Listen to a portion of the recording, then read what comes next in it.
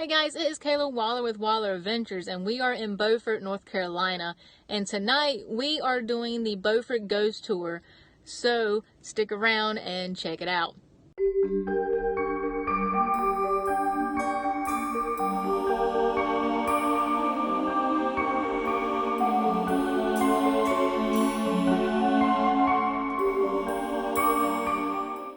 So if you want to come do the ghost tours, here is where they are located. They also have an escape room. It is not open right now, there's the off season. But here is where you come to go to the Beaufort Ghost Walk. They don't advertise that, but you see it's still in operation daily. Let's see, I can few boring facts. Beaufort is the fourth oldest town in the state of North Carolina. No, we need to know that. First house built here was 1703, that's interesting. Hammock house. Town founded in 1709. They call us the Crystal Coast. Who's heard that? There's one in the pajamas called the Crystal Coast. All right. What's that face then? Have you heard? It's called the Graveyard of the Atlantic. Who's heard that? Yeah. All right. Now that name goes back 100 years on account of the approximately 1,000 ships has foundered off our shoals. A sandbar. How dangerous is a sandbar? You go out there, you go out now modern day, you get pulled up on a sandbar in your Carolina skip. You hit a sandbar, a shoal. You get 3 other drunks to pull you off, you're fine. But if it's a wooden keel ship, yeah, it's dangerous. It stick in there and it can break up, and men drown. Men drowned back in my day in 6-8 feet of water. Nobody knew how to swim. No YMCA's and whatnot. So yeah, Graveyard of the Atlantic. Plus, there's a World War II. That was the biggest, did you know? Did you know that 70% of American shipping coming up this coast was destroyed by submarines in the first 5 months of the war? 70%. We almost didn't get in that war. People who live here know about it. They'll tell you about the days of the blackout curtains. With 1,000 ships and tens of thousands of men having died off our coast. Yeah, that's a haunted house. That was out there. That's about half the houses in Beaufort known to be haunted. These are not even living people you see right now. How are you doing, Richard? Poor lad. Get him out while you can. So, what explains? Is it because thousands of men have died off our coast that we have so many hauntings? I mean, they got people dying in Kinston, but it's not a haunted town other than by bad politicians, see? So, you got to wonder, what's the explanation? All right, here's what I'm going to do. It's hard to break down to the living, but I can do my best. I got a lovely spot here. I'd like to explain. All right. Ghost walk. You're on a ghost walk. I want to talk about ghosts. Ghosts sound silly to people who live here. We don't say ghosts. We don't say haunted. It sounds stupid. We just say somebody's there. It's calm. It's natural. It's like it's the town. How do we start? We got youngins here, but I think you ought to know. Here's the question. How many of you seen somebody die right in front of you? Like a few adults who raised it. In my day, trust me, every one of you, every man jack, no matter what your age, would have raised your hand. I lost 4 brothers, see? 5 have survived. That was good. That's good. That's the way it used to be. Everybody's seen someone die. When you see somebody die, it could be right in front of you, sick, injured, conscious, unconscious. There's this moment where there's a person there that it ain't. It ain't. So in fact, there's some water, sort of a jello moment. True fact. Where did the person go? That's not the person that's involved. Well, they fought wars over that question anyway. It's getting kind of deep. Here's what we say here. We don't fight wars in Beaufort. We have the ghosts. We say, all right, that energy that's released, that made that bag of water a person, sometimes it seems to go directly where it needs to go immediately, see? Down. And for those of you who are thinking deep on this, it's not really up and down, but just we'll take it. All right? But sometimes that energy is caught, whether willfully or those just not ready to go. We got that with some children in the town. They're just not ready to go. Want to have more experience, things they wanted to do. Sometimes it's a sort of, there's a phrase for it, purgatory, you see. A good man who'd done one bad thing needs to sort of work it off, like maybe being 8 months of pirate and otherwise a good life. Another story. That's my story. Maybe a bad man that has come to see the light and then that take him or her. So that's the phenomenon we got. And it presents itself and so manifests in so many forms in this town. It's not all wild things like you see in the movies. one of our famous houses, there's a girl in a blue dress. This is the story of the girl in a blue dress. Let's come back right here. Now, because you see that plaque there in Beaufort, that means two things. It means that house looks almost exactly, as best we can determine, the way it did on the year you see there. The second thing it means is the people on it are bloody rich, all right, because it costs a lot to make that happen. Langdon House, built by a retired merchant captain. He served in the Navy, then the Merchant Marines. Captain Langdon built the house in 1764. In 1777, he had 5 children running around. 2 older girls, 3 younger boys. The 2 girls are best known to history. The older girl was Charity. She was 15. None of you young ones are that old.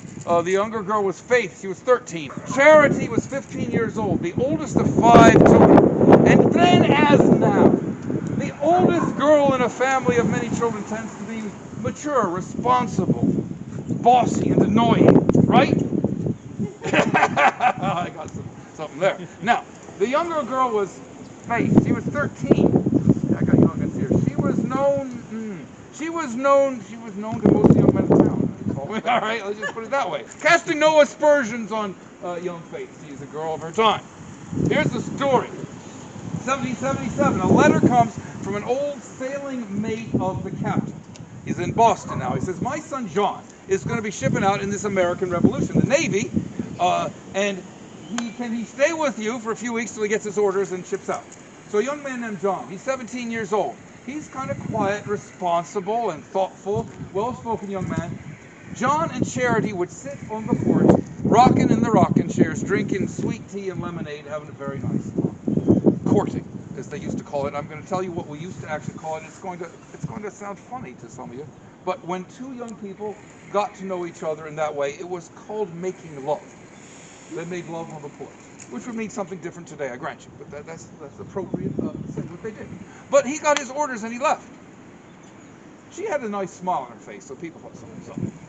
4 months later, a letter came from the captain, from John. He said, I'm proposing marriage to your daughter. I have my wages set aside. I've spoken to the ministry, picked the date. You did all right. This is what you did, sir, right? You spoke to father. Precisely. You too, I'm sure. Of course. All right. So the day was set. The young man arrives. He walks down the street. This is the fall of 1777. Walks to that spot right there. The house looks just as it is. And Faith leaps down the stairs, jumps up into his arms with a great enthusiasm. Arms around his neck, her legs off, feet off the ground, heels in his kidneys. You got me? This is a hug, all right? And it's a hug in any age. Now, did you hear her name? Did something sound funny? What was it? Faith. Right. He spent his time with Charity. And Faith leaped into his arms. Now, the boy felt the same way. He's like, whoa, okay, you got to cling on him. See, now he starts like, whoa, you stayed. And the sister, yeah, you stay there, sister. Honestly, could talk to Charity. She says, what you talking about? You here to see me? She says, no, I'm here to see my fiance, Charity. He says, are you daft? I'm your fiance. You understand? He thought he was going to marry the older girl, and now the younger girl's claiming she's going to marry him. So he's like, no. And now the sisters have a few words with each other, see? And finally, the rest of the town comes out, which is about 100 people. See, this is the most exciting thing that had happened on the street since they read out the Declaration of Independence, just a few months before. And the father finally comes down and he says, son, I was a little concerned myself. You see, that's your letter, right? You read it? You see it? See it? That's your handwriting?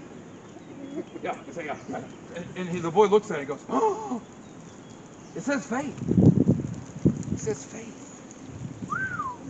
You writ the wrong name. You've been at sea. You've been in battle. Do you proofread your work at school, lad? You might want to start, see? Because otherwise you end up marrying a hoe. You know, you get the right name wrong. Which is precise. This is where you see where we're going with this. The boy goes, oh. And he turns to Faith. He's going to be Faith. He says, Faith. Yeah.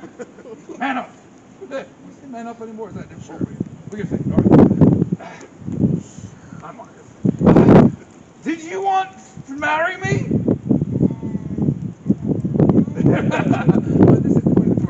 This cracked me up a while ago. A girl turns to her mother and says, "This is for you." So, well, what she said was, "Oh, yeah, that's why we're here. I'm going to marry you." Well, he turns to the father and says, "Sir, I'm a man of my word, sir." And the boy married Faith. He married Faith. He finished his tour and they went up to Boston. And interestingly, although you can read the details of the story, as most of them, you know, at the books you get at the little cute bookshops down there, or look them up on them interwebs you got. We do not know what happened to that marriage. We do not know. How did that work out? You know, between John and Fate. Sometimes I've even had people on the tour go, "Oh, Laura, let me goggle it for you," you know. They look it up. But no, we don't know. We do know that Charity stayed and rocked, and her outside dress was a blue dress. And she stayed and rocked there, and people would come to her and look at her, and she looked kind of grim and say, "Are you all right? Wasn't that your bow? Are you okay?" And she said words that, as father of children, you're going to dread when you hear them. She said, "I'm fine." Was she fine, lad? No, she was not fine. She was not fine in mind or body. She got thinner and thinner, paler and paler. She started coughing a lot, coughing into a white handkerchief with frank red blood. See, which is a disease they had back then. It's not to terrify you. We don't got it no more. It's called consumption, because it would consume you from within. Tuberculosis. So that's not a problem. She died of it. She died of that over the winter, or broken heart, whatever you want. So that's the girl in the blue dress. We still see her from time to time. Not with a whole bunch of his here. She's quite shy. If you come maybe an hour from now quietly up the side and look over there, you might see her rocking the blue dress. That's very nice for life. Well, this is the oldest standing street marker. Isn't that nice? All right. So we take our bit of rum and our the hats and whatever we need, and we're about to say goodbye, but Blackbeard, so let's check the deck. And we come to a spot about this size, and there's a hinge, and the hold opens with a door that's got a slat. Air comes through it, but it's dark down there, black as night. Black as the skin of the men, women, and children chained down below. Ooh, what's that? Slave ship. Many ships carried slaves, even if it wasn't their major cargo. 36 slaves, in fact, landed not far from where I picked you up tonight, directly from Sierra Leone one time here in Beaufort. Our only known case of slaves coming directly from Africa. Now, if Blackbeard sees such a thing, and we open the hold, he says to the mates, he says to everybody on the ship, in fact, tell them that people would start yelling down. And they'd be yelling down to the men chained down there in languages like Ashanti, Cree, Mandinka, Igbo. Does anyone recognize any of those languages? Where are they from? The slave trading coast. Why would Blackbeard's pirates know those languages? Because some of them were from Africa. Right.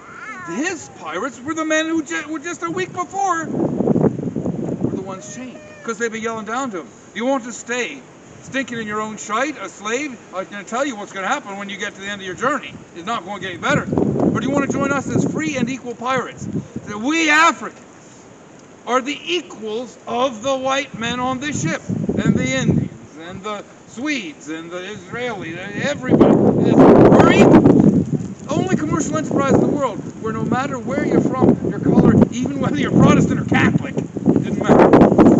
Everybody votes equal. Everybody share equally in the booty. Ooh. What are you going to do? What are you going to do, Caleb? You going to stay a slave or be a pirate? Be a pirate. Absolutely. He even went to the navigator of that ship one time. He says to me, "Well, laddie, now," because Blackbeard do his research. He'd go to port after your ship and he'd find out things. He says, "You drink and you talk." I said, "That's most likely true, sir." He says, you left the plantation.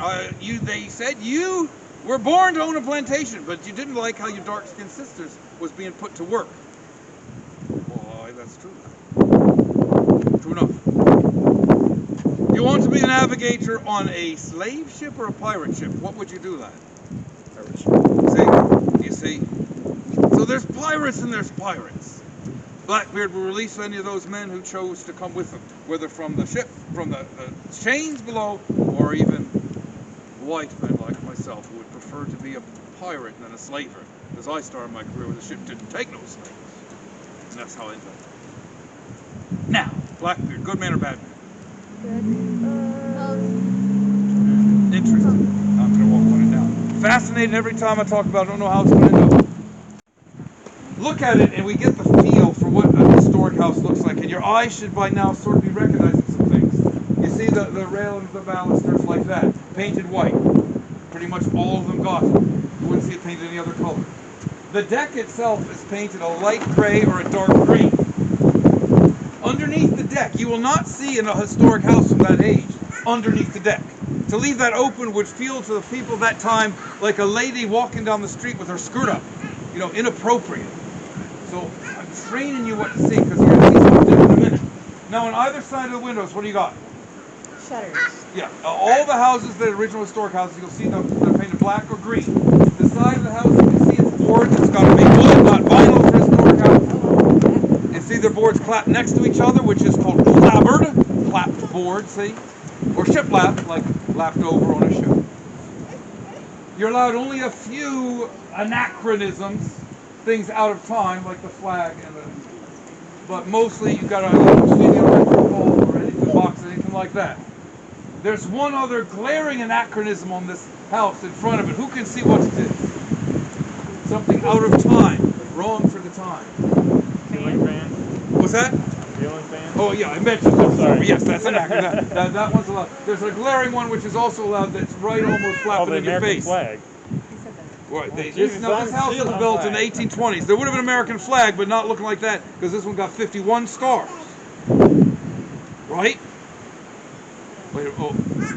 Uh-oh. The teacher child caught it. Not supposed to do that. What's the year?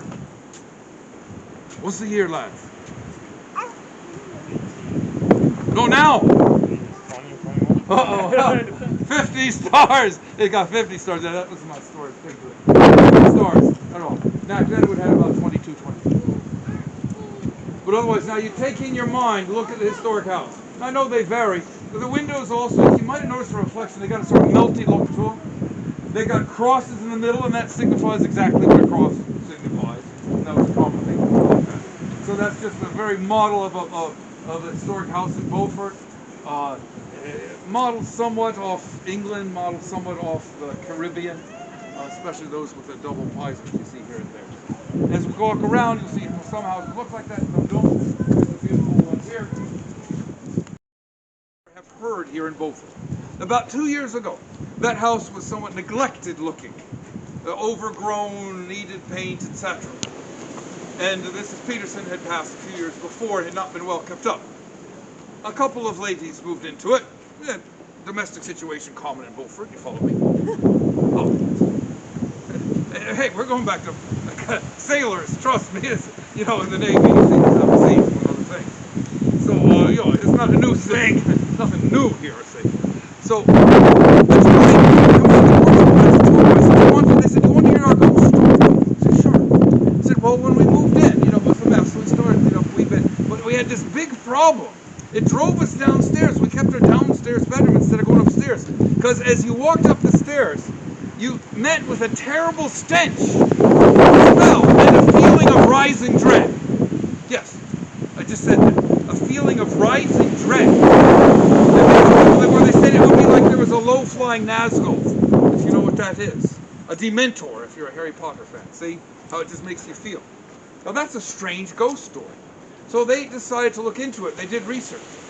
And then a few months later, they sat down at the top of the steps and made themselves walk up there where the terrible smell and dread was. And they said, Mrs. Peterson, we have rehired Miguel to take care of the garden. You can see how pretty it's starting to look again. And they went through the painters and carpenters and workmen who are now restoring the house to what it looked like when Miss Peterson died. And as they finished their explanation, the smell went away and the dread went away. So that's a wonderful story. And I said, so you don't need to be afraid of ghosts so much. They got their individual personalities.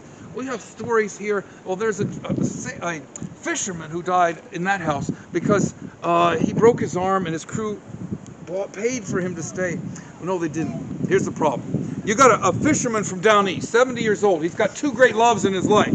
One is fishing. The second is... There you go. Just going to give you a wee hint. Right. So, he breaks his arm terribly. They cut the arm off. They give him enough money to live a year. But they give him the money instead of the proprietors.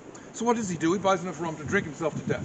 Lester Willis. You've seen Willis seafood? We got Willis's around. Fishing family.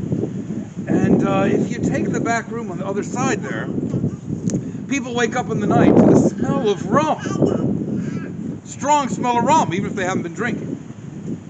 Which is rare, but it has happened. turn on the light, and there's a one-armed drunk fisherman accusing them of taking his rum.